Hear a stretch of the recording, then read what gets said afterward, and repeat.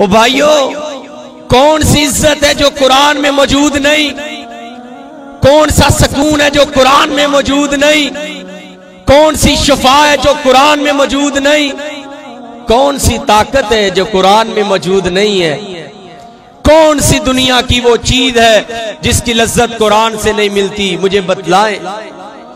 ये कुरान तो बहुत बड़ी पावर है, ताकत है। यार आज परेशानियों का हल लोग साइकोलॉजी ढूंढते हैं, जी मैं फुला साइको के पास जाके मशवरा करूंगा।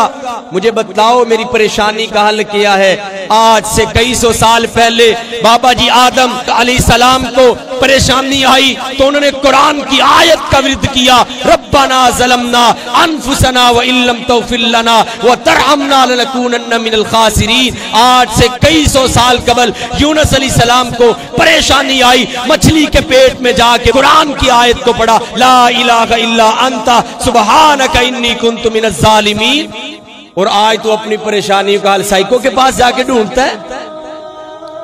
ये कुरान हर किस्म की परेशानी का हल है, हर बीमारी की शिफा है। लेकिन हजरत साहिब, अफसोस की बात यह है, कभी मैं आपसे सवाल करूं, आप जवाब देने से कासर हो जाएंगे।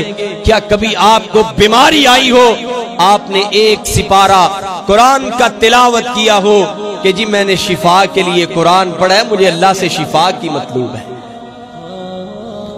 क्या कभी परेशानी आई हो तो मस्जिद में आके तन्हाई में जाके एक सिपारा, एक आधा सिपारा कुरान का पढ़ा हो, अल्लाह मेरी परेशानियों को दूर फरमा दे? कोई ऐसी मिसाल नहीं मिलेगी।